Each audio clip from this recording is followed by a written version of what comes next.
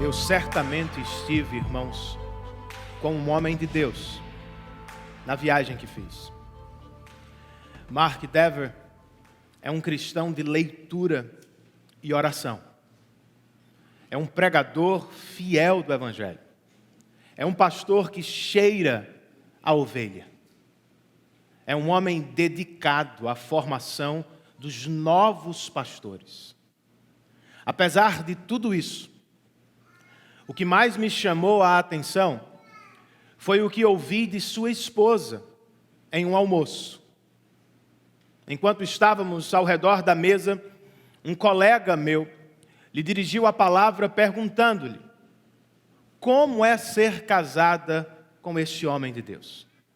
De bate pronto ela disse: é muito difícil, pois ele é muito dedicado à obra de Deus. Está sempre envolvido com a igreja local. E minha casa está sempre repleta de jovens aspirantes ao ministério. Mas ela continuou, e isso foi muito bonito. Ele sempre para por mim. Quando preciso, ele sempre muda a agenda para cuidar de mim. Você tem alguém que faz o mesmo por você? Você tem alguém que para lhe dar atenção, para oferecer-lhe cuidado e proteção em dias de necessidade? Claro que tem. Seja você casado ou não, se você é um cristão, Deus está sempre pronto a parar para cuidar de você. De verdade, o nosso Deus não muda. Por natureza, Ele é imutável. Mas por graça e misericórdia, Ele intervém. Ele para mudar você e para transformar a minha história. É o que vemos no capítulo de número 8 deste livro precioso, irmãos. Deus se manifestando para mudar a vida de seus filhos e, através deles, para transformar povos inteiros que habitavam o império da Pérsia. Vamos ao texto sagrado? Esther, capítulo de número 8. Para começar, nós vamos ler apenas o verso de número 3. O texto inspirado nos diz assim: mas Esther tornou a implorar ao rei, chorando aos seus pés, que revogasse o plano maligno de Amã, o Agagita, contra os judeus. Vamos ao Senhor em oração mais uma vez? Pai, muito obrigado pela rica oportunidade que tenho de voltar à igreja que o Senhor me confiou e de encontrá-la sob o teu cuidado e a tua proteção. Muito obrigado a Deus pelos homens fiéis que o Senhor tem levantado neste lugar, pela dedicação deles à tua palavra, pela pregação do Evangelho que foi feita na minha ausência, por todos os que estiveram aqui ouvindo e sendo edificados por tua palavra. Senhor, muito obrigado por este texto sagrado, que apesar da distância histórica, fala de maneira tão poderosa aos nossos corações. Faz isso outra vez nesta tarde, Jesus. Espírito Santo, eu preciso da tua assistência. Eu quero falar e aplicar a tua palavra sob a tua direção e autoridade. E eu quero ver, Senhor, pela influência do teu Espírito, meus irmãos e o meu coração transformados para a glória do Senhor. Glorifica o nome de Jesus Cristo, ó Espírito Santo, pois é no nome dele que nós oramos. Amém.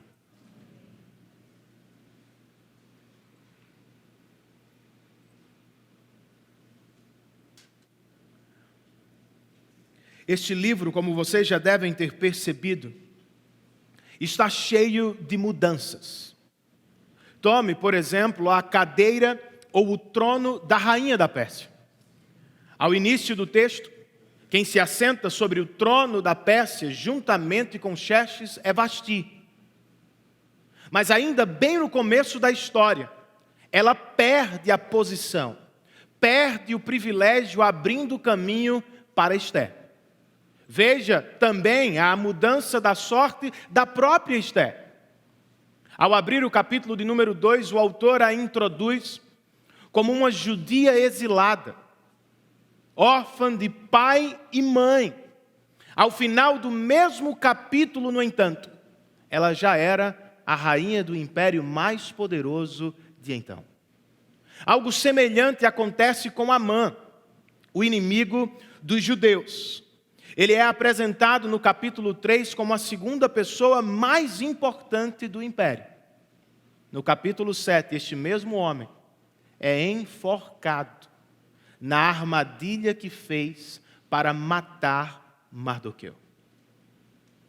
Como vocês podem ver, o tema da transformação está registrado nas páginas deste livro histórico da Bíblia.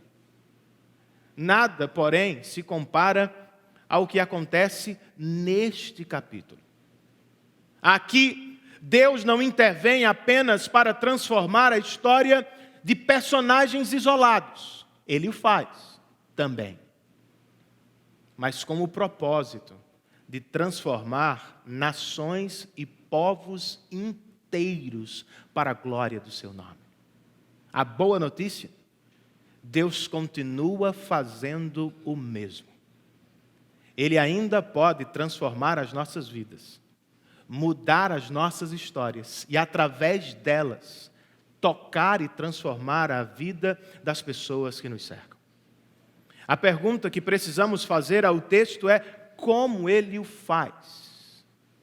Bem, a partir do capítulo 8 de Ester, eu posso sugerir 3 explicações simples, mas poderosas.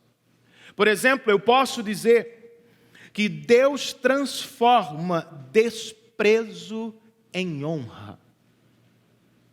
É o que encontramos nos 2 primeiros versos deste capítulo. O autor sagrado abre o capítulo nos apresentando a transformação de Mardoqueu. Ele registra no verso de número 1, naquele mesmo dia, ou seja, no dia do banquete de Ester e no dia da morte de Amã, o rei Xerxes deu à rainha Ester todos os bens de Amã, o inimigo dos judeus. E Mardoqueu foi trazido à presença do rei, pois Ester lhe dissera que ele era seu parente. E agora? O que o rei vai fazer a Mardoqueu, agora que tomou conhecimento sobre a ligação dele com Ester? Verso 2 nos responde: o rei tirou seu anel selo, que havia tomado de Amã, e o deu a Mardoqueu, o que significa que o rei fez dele o segundo homem mais poderoso do império. E este não foi o único presente que Mardoqueu recebeu naquele dia, pois o autor sagrado fecha o verso de número 2 nos dizendo que Ester o nomeou, irmãos, administrador dos bens de Amã. Você conseguiu ver a transformação? Por um lado, o autor sagrado está dizendo que Amã morreu, perdendo a alta posição que tinha no império e deixando para trás toda a riqueza que acumulara na vida. Por outro, o mesmo autor está nos dizendo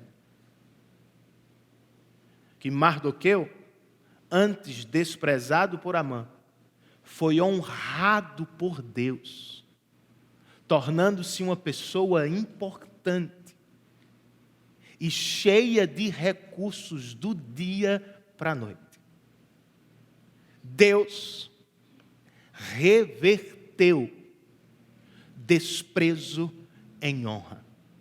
Ele estendeu o seu braço e transformou a história de Mardoqueu no império da Pérsia. Ele ainda pode fazer o mesmo com você, meu irmão. Você crê? Então me responda. Por que tememos tanto, se cremos assim? Por que temos tanto medo dos homens? Ou das circunstâncias do reino dos homens? Eu explico. Mardoqueu e Esté viveram por capítulos deste livro, o que significa anos, morrendo de medo dos homens poderosos da Pérsia. Por isso, como observamos mais cedo, os dois esconderam deliberadamente a identidade judaica que tinham e fizeram de tudo para se passar no império como persas. Aqui, no entanto, ao ficar sabendo do parentesco de Esté ou Mardoqueu, o rei não chegou nem perto de machucá-los, irmãos. Muito pelo contrário, o rei os presenteou, o rei os exaltou, o rei promoveu, honrou Mardoqueu. E isso me faz pensar, irmãos, se toda aquela estratégia camaleônica do começo foi realmente sábia. O que não poderia ter acontecido se desde o início o rei soubesse? Será que não teria promovido Mardoqueu mais cedo? E isto provavelmente no lugar de Amã.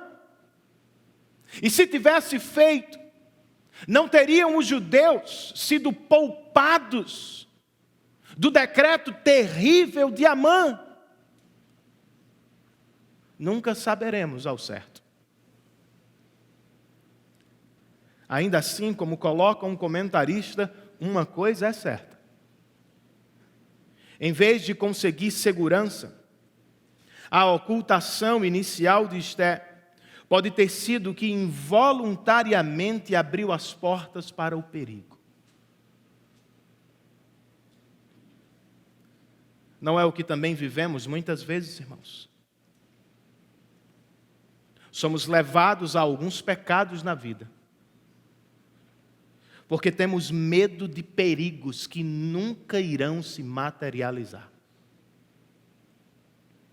Quantas vezes, por exemplo, resolvemos não testemunhar de nossa fé, porque temos medo das reações de nossos colegas. Quantas vezes dificuldades e situações simplesmente nos paralisam, enchendo nosso coração de preocupação incrédula. O que será do amanhã? Em dias assim, meu irmão, é bom lembrar que o pecado da incredulidade, que pensamos que vai ajudar, pode terminar por complicar a vida ainda mais, como no caso de Mardoqueu e Esté. Diante de situações assim, vale lembrar, irmãos, que apesar das circunstâncias da vida no reino dos homens, Deus permanece o mesmo com seus filhos. Ele sempre cuidará de nós. Não estamos nas mãos dos poderosos deste mundo. Estamos nas mãos do Rei Todo-Poderoso do universo. Não estamos sendo levados pela vida aleatoriamente, como se ela fosse autônoma, independente. Ela não é. Estamos sendo guiados pela boa e invisível mão da providência de Deus. Se é assim, meu irmão, tenha coragem. Não se esconda no trabalho. Não se esconda na família. Arrisque-se pelo Senhor no reino dos homens também. Abra a boca e declare sua identidade cristã e fale às pessoas do Evangelho. A propósito, falando de pregação do Evangelho, nós vivemos algo muito bonito no último culto de quarta-feira. Culto de oração e estudo. Como o número era pouco, acho que por causa do apagão, muitos não tiveram fé, mas nós tivemos culto. Fizemos uma dinâmica diferente. Cada pessoa presente colocou diante do grupo um motivo de gratidão e um pedido de oração. Um por um. Até que uma jovem de nossa igreja se colocou de pé e louvou a Deus por perceber que a mãe dela estava vivendo um momento especial com Deus de leitura e oração. Imediatamente depois, ela fez um pedido de oração. Ela disse: irmãos, eu quero muito evangelizar os colegas, mas eu sou tímida. Eu tenho medo. Eu concordei com ela. E eu disse a ela e a todos os que estavam aqui que esta é uma situação comum. Muitas vezes travamos, temos receio, ficamos com medo das reações dos outros. Mas vocês se lembram do que a igreja de Atos fez quando queria pregar em meio à perseguição religiosa da época? A igreja orou, Deus a atendeu e a encheu de coragem e intrepidez. Foi o que fizemos quarta. É o que precisamos fazer hoje. É o que você deve fazer amanhã ao se levantar. Ore ao Senhor. Por coragem santa. Por força espiritual. Por intrepidez para ir ao seu trabalho tendo-o como um campo missionário. Deus cuidará de você. Deus cuidará de nós, irmãos. Como fez, por exemplo, com Mardoqueu no Império da Pérsia. Ao seu tempo, Deus humilhou Amã e honrou este homem de Deus. Não foi o que Ele fez conosco também em Cristo Jesus? Deus não apenas nos libertou da condenação do pecado, irmãos. Ele nos honrou, dando-nos filiação celestial, dando-nos o direito ao reino eterno. Mas e se Ele fizer o mesmo conosco diante dos homens? E se Ele resolver honrar você no trabalho? E se Ele resolver engrandecer o que você faz no reino dos homens?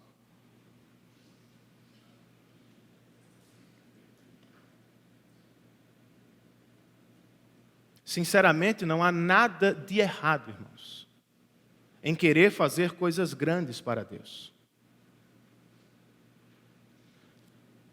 Vocês se lembram, por exemplo, da alegria das crianças de Nárnia? Quando elas mesmas foram coroadas reis e rainhas do reino de Aslan. Trata-se de alegria legítima, pois nós fomos feitos por Deus para dominar a terra. Por causa de Cristo, reinaremos com Ele para sempre. Recebemos uma grande tarefa e, consequentemente, uma grande honra. Neste sentido, fomos feitos para algo grande. O problema é que muitas vezes, irmãos, seguimos os passos dos nossos primeiros pais. Não queremos fazer coisas grandes para Deus, nós queremos fazer coisas grandes como se fôssemos deuses. Seguimos os passos dos descendentes dos nossos pais. Construímos torres, reinos, e damos a nossas construções os nossos nomes. Fazemos da glória individual o alvo de nossa vida. A grandeza pessoal, nossa maior ambição. No entanto, não é para esta grandeza que Deus nos fez. De acordo com Jesus, em seu reino, se alguém quiser ser o primeiro, será o último, irmãos, e servo de todos. De acordo com Paulo, escrevendo aos Filipenses, nós precisamos ter a mesma atitude de Cristo Jesus. Qual foi a atitude dele? Triunfalista? Não. Arrogância? Não. Esvaziando-se a si mesmo, escreve Paulo. O Rei da Glória tornou-se servo de todos. Você desfruta de alguma grandeza no reino dos homens?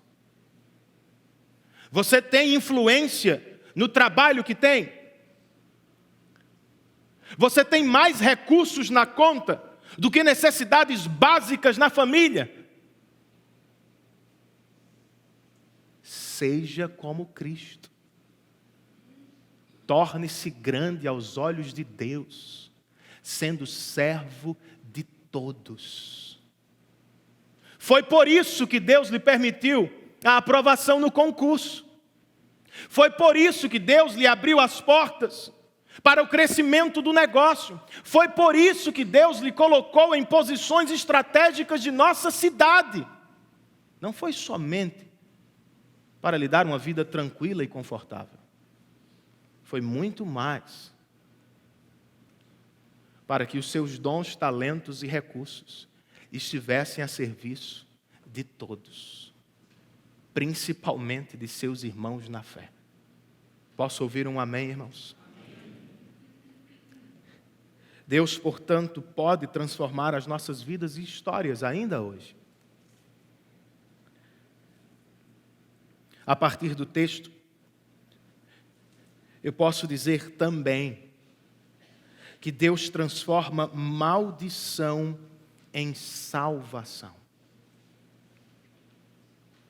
Antes de falar da transformação do decreto de Amã propriamente, eu quero que você veja no texto a transformação da rainha Esther.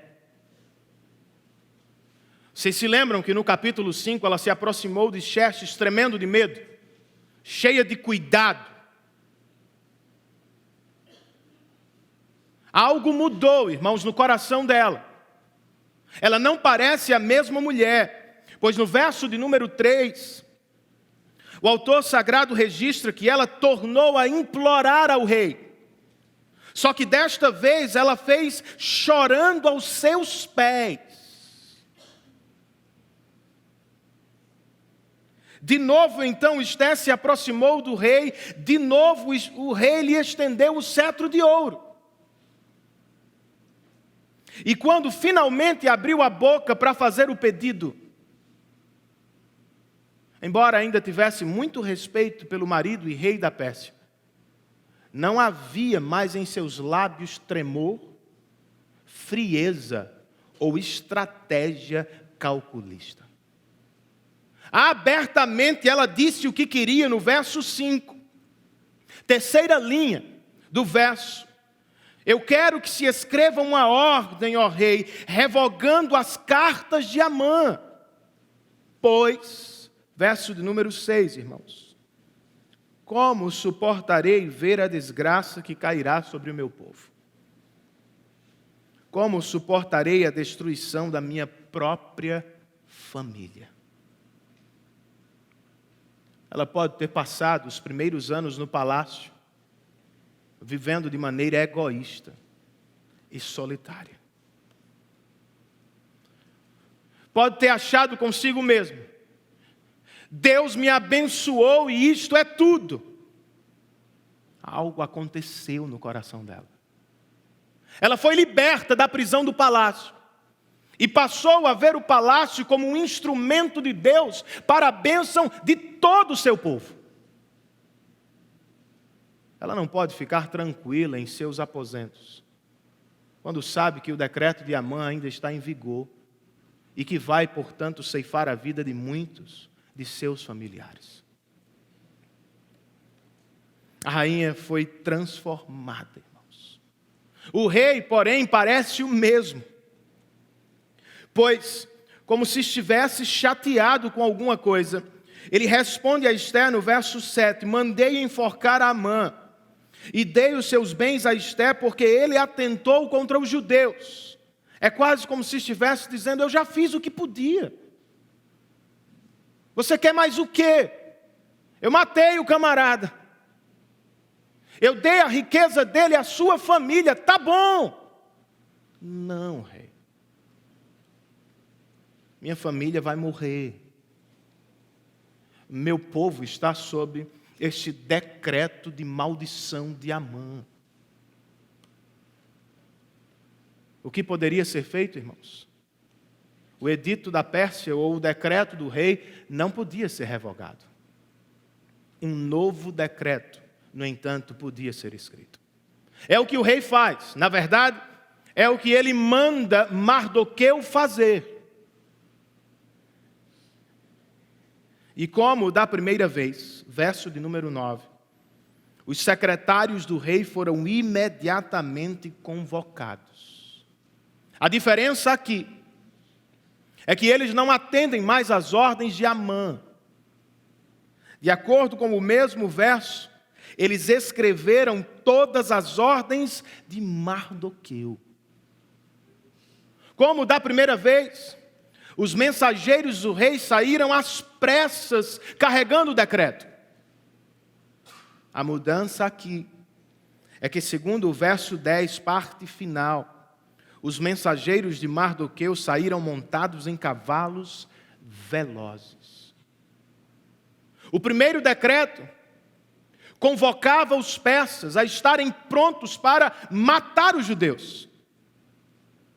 O segundo decreto também convocava os judeus, verso 13, parte final, a fim de que naquele dia estivessem prontos para vingar-se de seus inimigos.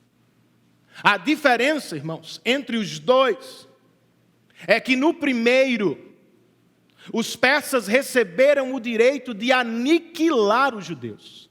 Neste segundo, note o verso de número 11. Os judeus receberam o direito de se reunirem e de se protegerem. Ainda haveria guerra, luta entre povos, mas com limite. Os judeus deveriam atacar se fossem atacados. Deveriam proteger famílias, filhos e irmãos. Não atacar qualquer um e a qualquer hora. De toda forma, irmãos, um novo decreto foi escrito para a salvação dos judeus. Por trás das cortinas do teatro da Pérsia, Deus estava transformando a maldição de Amã em uma grande e poderosa salvação. Não é o que Ele fez com você, meu irmão? Não é o que Ele fez conosco, irmãos?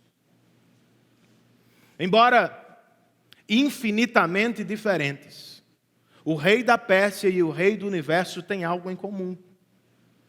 Eles não podem revogar os decretos que escrevem. Como Xerxes, Deus também baixou um primeiro decreto, irmãos. Ele disse, por exemplo, em Êxodo, que não deixaria de punir o culpado. Por meio do profeta Ezequiel, muitos anos depois, ele repetiu: aquele que pecar morrerá. E fazendo eco com os profetas do AT, o apóstolo Paulo registra em Romanos capítulo 6, o salário do pecado é a morte. Trata-se de um decreto imutável de Deus. Por isso muitos morreram no dilúvio de Noé. Por isso, todos morreram com a destruição de Sodoma e Gomorra. Foi por isso também que cidades inteiras de Canaã caíram sob a espada de Josué. Elas não morreram porque estavam na hora errada, no lugar errado. Elas morreram porque eram todas pecadoras impenitentes diante de Deus. Esta é a situação de toda pessoa sem Cristo. Por isso Paulo escreve aos romanos: gentios e judeus, todos estão sob a condenação da lei, sob o peso do primeiro decreto de Deus. Até mesmo os judeus da Pérsia estavam sob o decreto de Deus. Pois de verdade, eles não eram tão diferentes de seus inimigos. Mas eis que para eles e para nós surgiu um novo decreto, irmãos. Estou falando do decreto de Mardoqueu na Pérsia, mas estou falando muito mais do decreto de Cristo na cruz. O decreto de Mardoqueu salvou parcialmente os judeus da Pérsia. O novo decreto de Cristo nos salvou definitivamente na cruz do Calvário. Na Pérsia, por causa do novo decreto, os judeus receberam o direito de se protegerem. Na cruz, porque não havia como se proteger da santa justiça de Deus. Cristo tomou o nosso lugar e nos protegeu. Ele não fez de conta que não havia primeiro decreto. Não, Ele o assumiu no nosso lugar. Ele morreu para que você tivesse vida. Ele foi punido no seu lugar a fim de que você fosse salvo e poupado da justiça de Deus. Em resumo, Jesus transformou, irmãos, maldição em salvação na cruz do Calvário. Qual deveria ser nossa resposta ao que Ele fez por nós? É claro que há inúmeras respostas, mas à luz deste texto eu queria destacar uma: guerra. Eu e você fomos salvos para fazer guerra. Não estou pensando no que Josué fez com Jericó, tampouco no que os judeus fizeram com os persas nos dias de Esté. Os tempos mudaram, irmãos. As armas também. Vivemos em uma época diferente da mesma história da redenção. Não lutamos mais com armas físicas, lutamos com armas espirituais. Ainda precisamos derrotar os nossos inimigos. Só que não usamos espada de bronze. De acordo com Paulo aos Efésios, usamos a espada do Espírito. Quando pregamos o Evangelho de Jesus Cristo aos pecadores,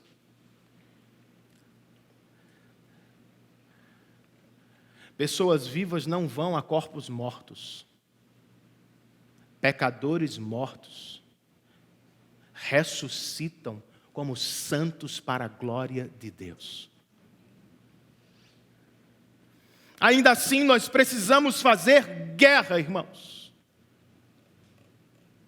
para levar o Evangelho do Senhor aos quatro cantos da terra e para fazer avançar o reino de nosso Senhor e Salvador.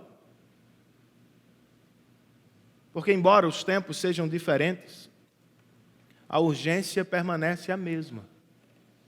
Por uma única razão: Deus não muda.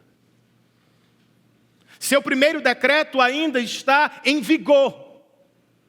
E ele pesa sobre a cabeça de todo pecador sem perdão. Mais cedo ou mais tarde, todos se encontrarão diante do juiz de toda a terra. E sem Cristo, estarão condenados a uma eternidade de sofrimento. A guerra santa, como observamos, principalmente nos primeiros livros da Bíblia, não era má em si mesma. Não era menos cristã, não civilizada, como alguns gostam de chamar. Sinceramente, ela era um retrato imperfeito da terrível realidade que cairá sobre a humanidade no retorno de Cristo. Pois Apocalipse nos diz que em seu retorno, Ele virá montado sobre um cavalo branco, e terá nas mãos uma espada para ferir todas as nações. Pessoas com quem você vive há anos ainda estão sob este primeiro decreto. E sem Cristo, elas sofrerão eternamente. Que Deus use as coisas mais terríveis que você lê neste livro, como por exemplo um dilúvio, ou a destruição de uma cidade inteira à espada de soldados. Que Deus use o jornal que você assiste, a guerra civil do Rio de Janeiro, a maldade dos homens da nossa cidade. Que Deus use filmes do Holocausto judeu, não apenas para arrancar lágrimas dos seus olhos, não somente para comover o seu coração com a história dos que se foram, mas que Ele use tais realidades para lembrá-lo da realidade infernal que está por vir sobre os pecadores impenitentes. Apresse o passo, cristão, pela glória do Rei e para o bem eterno das pessoas com quem você vive. Pregue o Evangelho de Cristo Jesus. Pois eis que Ele vem para julgar as nações com perfeição e justiça. Deus pode, irmãos, transformar desprezo em honra, maldição em salvação. E por fim, Ele também pode transformar tristeza em alegria. É o que temos entre os versos 15 e 17. Assim que o decreto saiu do palácio, Mardoqueu também saiu da presença de Xerxes. Como ele saiu? E o que estava vestindo? Verso de número 15. Mardoqueu saiu da presença do rei usando vestes reais, em azul e branco, uma grande coroa de ouro e um manto púrpura de linho fino. Do que é que você se lembra ao ler este verso? Sim, do capítulo 4. Quando ouviu o primeiro decreto, o decreto de Amã, não foi assim que Mardoqueu saiu andando pelas ruas. Se recordam? Ele rasgou as vestes. Ele se vestiu com panos de saco. Ele se cobriu de cinza e saiu gritando pelas ruas de Suzã em total desespero, irmãos. Agora, por causa do novo decreto, este mesmo irmão sai vestido como um príncipe para a glória de Deus. E se no capítulo 4, por causa do primeiro decreto, o decreto de Amã, os nossos irmãos judeus choraram, prantearam e lamentaram muito, aqui no capítulo 8, por causa do segundo decreto, a cidade de Suzã, verso 15 ainda, exultou de alegria. Para os judeus, verso 16, foi uma ocasião de felicidade, alegria, júbilo e honra. Eu sei, são substantivos redundantes, mas que servem ao propósito do autor de fazer uma espécie de crescendo musical na canção dos exilados judeus. Até outro dia estavam todos sob o decreto da morte, irmãos. Agora estão sob o novo decreto da salvação e esperança. É claro que precisavam se alegrar. Por isso, verso de número 17. Em cada província e em cada cidade, Onde quer que chegasse o decreto do rei, havia alegria e júbilo entre os judeus com banquetes e festas. O choro e o jejum do capítulo 4 foram transformados em banquetes e júbilo. Louvado seja o Senhor por isso. De todas as transformações, como nota o comentarista Jan Duguid, a maior é o que vem ao final do verso, irmãos. Pois o autor sagrado registra muitos que pertenciam a outros povos do reino. Tornaram-se eles mesmos judeus, porque o temor dos judeus tinha se apoderado deles. O mesmo pastor presbiteriano, comentando este verso, ainda escreve: que ironia!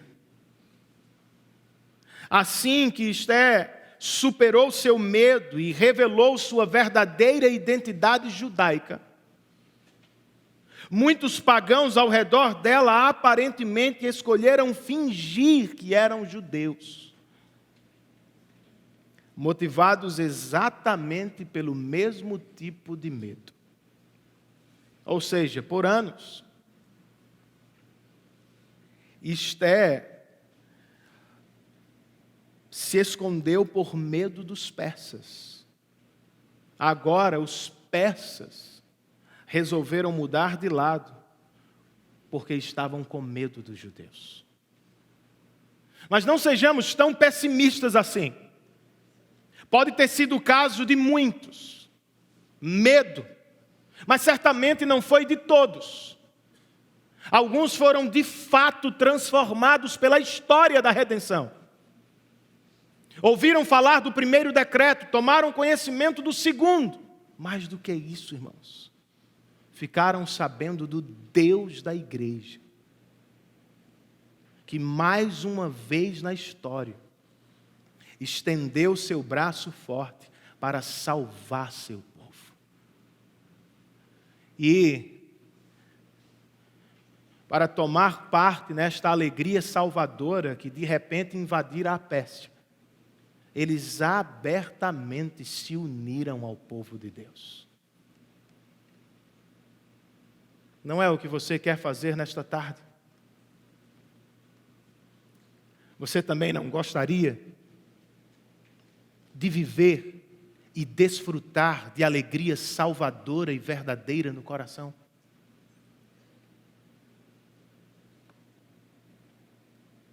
Muitas pessoas da Pérsia vão morrer no próximo capítulo.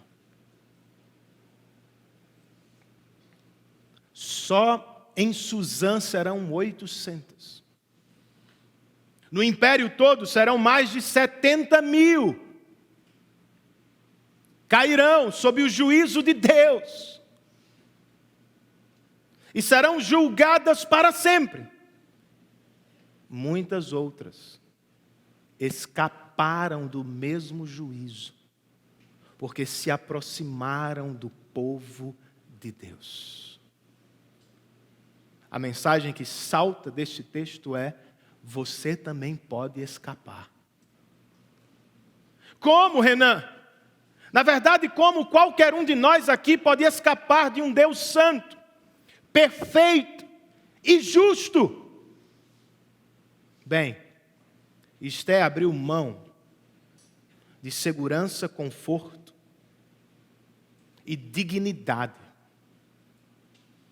Arriscou-se, aproximando-se do rei para pedir-lhe um novo e melhor decreto para os povos da Pérsia.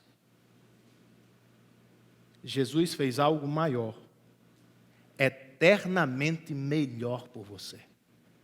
Ele deixou o palácio celestial, se fez carne e habitou entre nós, viveu de maneira reta e obediente até o fim, quando arriscou a própria vida por você. Na verdade, ele não a arriscou, ele a entregou. Ele foi à cruz do Calvário para morrer no seu lugar. Ele virá assim como um forte e santo guerreiro e acertará as contas com todos os pecadores. Antes, porém, ele veio como um cordeiro mudo, puro e imaculado. Não molhou as nossas vestes de sangue, molhou as próprias vestes, pois sem sangue, sabia ele, não haveria salvação por nós. Louvado seja o Senhor por isso. Ele veio para morrer por aqueles que eram seus, desde antes da fundação do mundo. Por isso a minha pergunta é: você é dele? Você pertence a ele? Você faz parte do povo dele? Não estou perguntando se você frequenta esta ou aquela igreja, se você se apresenta como evangélico ou católico. Eu estou lhe perguntando se no seu coração você tem certeza de sua filiação a Deus. Se você sabe que nasceu de novo, que em seu coração pecados estão morrendo e desejos por adorar a Deus estão crescendo. Se você ainda não tem esta certeza, aproxime-se hoje dele e assuma um compromisso com o povo dele. Compromisso com o povo dele também é instrumento de segurança para os nossos corações. Mas se você já é parte do povo dele, veja aqui neste texto um exemplo simples, mas poderoso de evangelismo, irmãos. Do que é que eu estou falando? De alegria transbordante. Os irmãos judeus, que antes foram às ruas chorando e lamentando, agora fazem o mesmo, gritando de alegria. O som das canções chegou às casas vizinhas, e pessoas dos trabalhos foram atraídas ao povo de Deus, irmãos. Não deveríamos nós cantar alegremente muito mais do que eles? Muito mais, como assim, Renan? Embora ainda vivamos no mesmo mundo deles, mundo hostil, perigoso e instável, irmãos. O que Deus fez por nós na cruz do Calvário é eterno e imutável. O decreto de salvação do Senhor jamais será revogado. O que Ele disse e fez por você não pode ser alterado.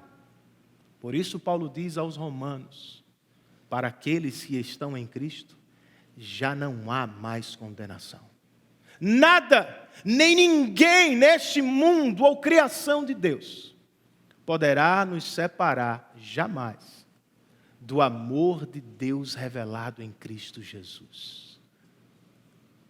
Por causa desta boa notícia do Evangelho, irmãos, nós deveríamos estar em festa todos os dias. Pois a vida vai oscilar. Você terá saúde, não terá saúde. Será aprovado, não será aprovado. Será lembrado, será esquecido. Será aplaudido, será desprezado. A vida vai ser assim. O amor de Deus por você, porém, permanece estável. Ele é o mesmo. Ontem, hoje e será para todo sempre. Como não cantar alegremente a este Deus por isso? Como não louvá-lo diariamente pelo que Ele fez por nós na cruz do Calvário, irmãos? As pessoas do seu trabalho veem esta alegria. As pessoas da sua família percebem mudança no seu humor por causa do Evangelho. Você é feliz, como cantamos, em Cristo e por causa dele, apesar das circunstâncias da vida? Todos vamos transbordar amanhã de uma maneira ou de outra. Disse isso algumas semanas atrás. Pessoas vão falar do futebol. Espero que eu fale da vitória do São Paulo. Outras vão falar da viagem que fizeram, da comida que provaram, das conversas que tiveram. Cristãos, será que vamos transbordar também do Evangelho de Cristo Jesus? Eis aqui uma dica para você que quer evangelizar. Antes de fazê-lo lá fora, faça aqui dentro no seu coração. Pregue para si mesmo. Esteja regularmente em sua igreja local. Escute o Evangelho, leia o Evangelho, cante o Evangelho, fale o Evangelho. Lembre-se diariamente de onde estava, de como estava, sob que decreto você vivia antes. Lembre-se agora de quem você é, de como você está e sob que novo decreto você vive. Faça este caminho uma vez, duas, três, 10.000 vezes. Jamais se esqueça. Você estava condenado à morte eterna. Por causa de Cristo Jesus, você está rumando à glória celestial. Você era desprezado e estava esquecido, condenado ao inferno. Por causa de Cristo, você é amado do Pai. Lembre-se disso.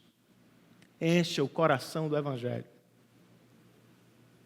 E naturalmente, você vai transbordar o Evangelho às pessoas com quem vive. Vai falar dele com naturalidade, com paixão. Vai se portar de maneira digna do Evangelho. E as pessoas vão entender. Você não precisa de 3 pontos. Não precisa de teologia. Não precisa ser profissional. Você precisa ter alegria para falar de Cristo como você faz do time. De Cristo como você faz do trabalho. De Cristo muito mais do que qualquer outra coisa ou pessoa desta vida. Antes de terminar, porém, irmãos, me permitam fazer um alerta sobre a alegria desta vida. Os judeus estão muito alegres. Vocês viram aqui. Mas há uma coisa muito curiosa no texto. Em nenhum momento eles mencionam o nome de Deus. Viram isso? Há felicidade, há gozo, há alegria, há júbilo, há canções, há gritos de alegria. Ninguém fala de Deus. Pode ser um artifício literário, eu confesso. Pode ser a escolha do autor por escrever acerca de Deus de maneira indireta em um mundo hostil e perigoso. Pode ser. Ainda assim é estranho, irmãos. Pois como escreve um comentarista, parece que houve grande alívio pelo fato de o desastre ter sido evitado. Mas muito pouco louvor genuíno para aquele que evitou o desastre. Não fazemos o mesmo às vezes? Quando a vida vai mal, nós somos rápidos demais para dar lugar à ansiedade e ao desespero. Lentos demais para correr à presença de Deus em oração. Por outro lado, quando a vida vai bem, irmãos, somos velozes para celebrar as coisas que conquistamos. Mas com frequência nos esquecemos do doador de onde tudo veio. Por isso o pastor John Piper, comentando o Salmo de número 23, escreve: os vales sombrios podem ser muito melhores do que os pastos verdejantes. Ele explica: em tempos de paz e prosperidade somos tentados a falar muito sobre Deus. Mas é em tempo de escuridão e dificuldade que somos forçados a falar com o próprio Deus. Está alegre, irmão? Você tem saúde. As coisas estão dando certo. As portas de emprego se abriram para você. Você passou no concurso, Deus lhe permitiu filhos, sua família cresceu, você casou. Glória a Deus por tudo. Mas não confunda as coisas. Nenhuma dádiva de Deus pode ser melhor do que o próprio Deus. Tudo que você tem deve servir ao propósito maior de redirecionar o seu coração para Ele. Pois Ele é a melhor notícia de si mesmo. Guarde o seu coração da alegria passageira desta vida. Pois como a nuvem ela passa, como a fumaça ela desaparece. Ora você tem, ora não tem saúde. Ora você está por cima, ora você está por baixo. Ora você tem 4 filhos, como ouvimos, do autor da canção Sou Feliz. Ora todos se vão. Ainda assim, estranhamente, nós podemos ser felizes no Senhor, por causa dEle e para a glória dEle. Como é ser casada com este homem de Deus? Perguntou o meu colega, a esposa de Mark Dever. E ela respondeu, é difícil, pois ele é muito dedicado à obra de Deus e está sempre envolvido com a igreja local e com a formação de novos pastores. Mas ele sempre para por mim. Ele sempre muda por mim. Foi parte da resposta dela que eu coloquei para vocês ao início da mensagem. Eu segurei a segunda e melhor parte. Pois ela continuou sua resposta dando-nos um exemplo. Ela nos disse, eu estou lutando contra um câncer. E recentemente Mark me perguntou, amor, você quer que eu deixe a igreja para cuidar somente de você? Antes que ela pudesse dar qualquer pitaco, ele continuou. Pois eu sei que para esta igreja, Deus tem muitos outros pastores. Para você, só há um só esposo, sou eu. Por mais belo, irmãos, e tocante que seja o testemunho, eu fiquei muito tocado pelo que eu vi. A disposição de meu irmão Mark Dever não chega nem perto do que Cristo Jesus fez por nós na cruz do Calvário. Pois no caso do Salvador, não havia apenas disposição. Ele não disse que mudaria ou pararia. Ele de fato parou. Literalmente mudou-se. De verdade, trocou de lugar com você.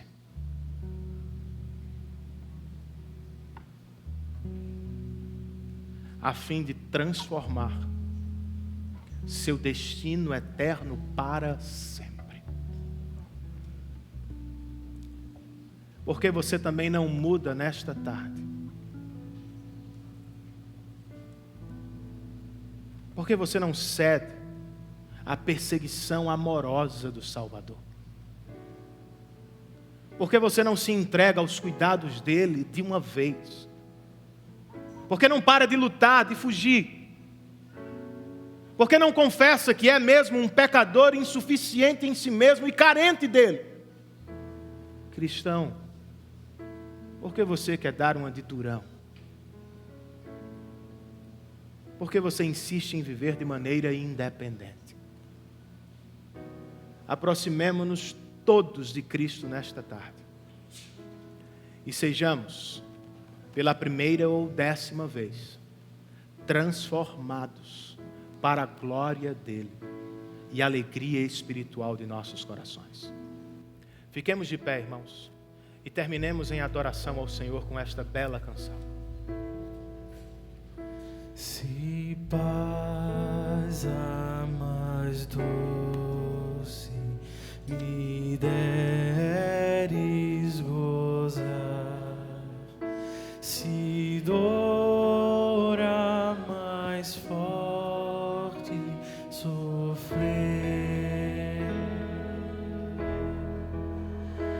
ó, seja o que for, tu me fazes saber que feliz com Jesus sempre sou. Embora me assalte cruel Satanás e ataque com vis tentações, ó, certo eu estou, apesar de aflições, e feliz eu serei com Jesus. Sou feliz com Jesus. Sou feliz com Jesus, meu Senhor. Meu triste pecado por meu Salvador foi pago de um modo cabal. Adore ao Senhor. Valeu-me o Senhor, ó, mercê sem igual. Sou feliz graças a Jesus. A vida eu anseio do meu Salvador, que em breve virá nos levar ao céu, onde vou para sempre morar com os remidos à luz do Senhor. Sou feliz com Jesus. Sou feliz com Jesus, meu Senhor. Só a igreja canta. Sou feliz com Jesus.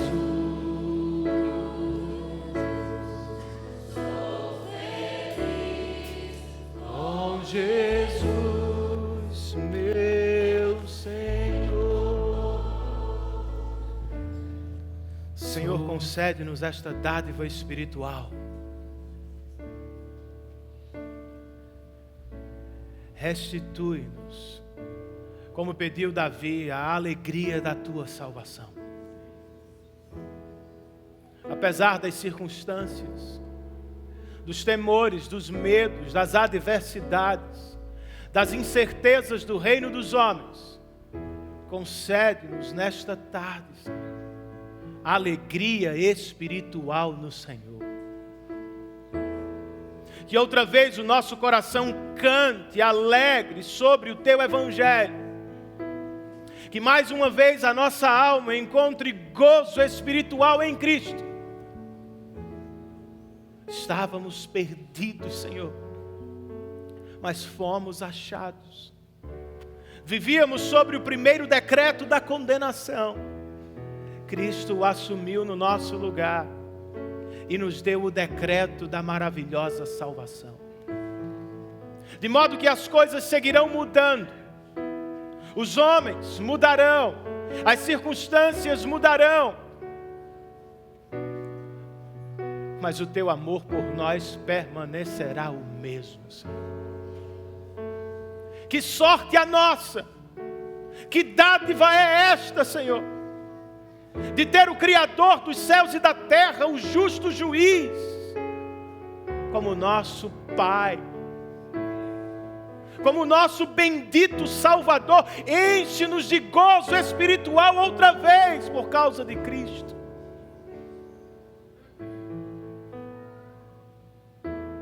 Transforma-nos à semelhança dele, Senhor.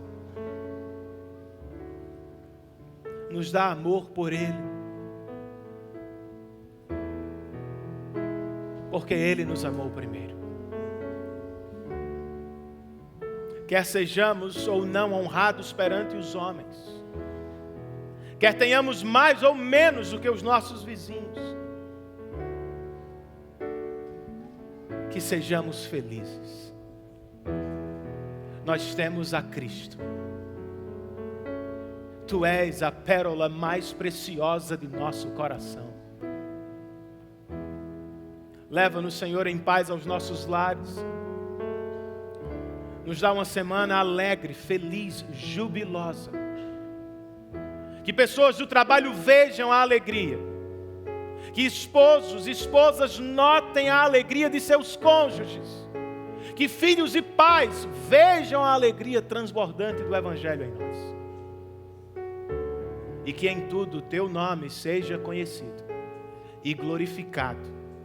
É o que nós te pedimos, Senhor. Em nome e por causa de Cristo Jesus.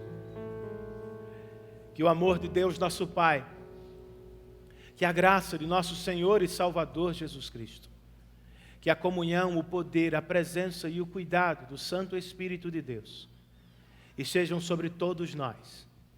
E todos nós, em uma só voz, dizemos: Amém.